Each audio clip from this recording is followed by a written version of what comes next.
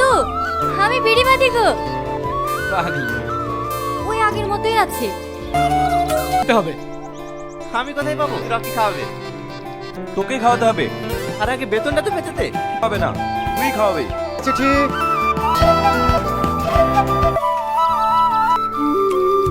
কত ভালো, গার্জেনের কোনো অভাব বুঝতে পারিসনি।